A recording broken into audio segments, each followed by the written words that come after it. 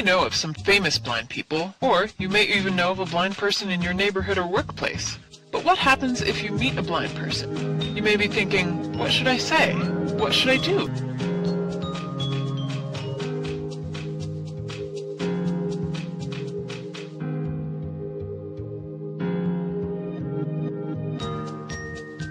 How do I talk to a blind person? The first thing to remember is that this person is, well, a person.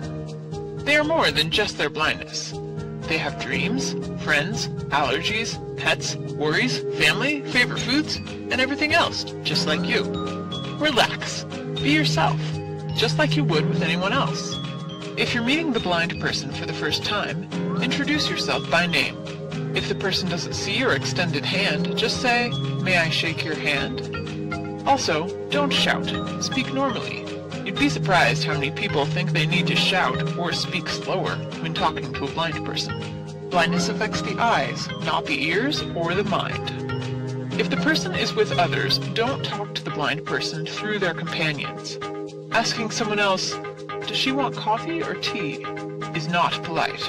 The blind person is fully capable of holding conversations and making decisions for themselves. If you're in a situation where you think a blind person might need help, ask first.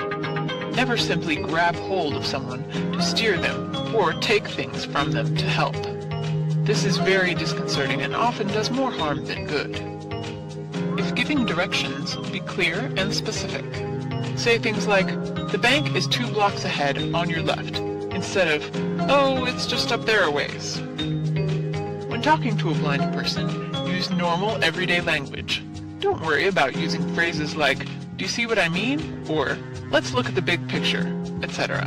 These are part of ordinary English and are not offensive to people who are blind. Finally, if you're walking away, say so.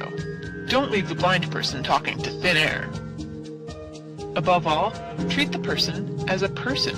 Use the same skills of conversation and etiquette you would use with everyone else. Realize that blindness is only a small part of who that person is and should not be the center of your focus. Don't let the person's blindness block your ability to see who they really are. Make the few minor changes suggested here to clear the way to get to know the whole person. You'll both be glad you did.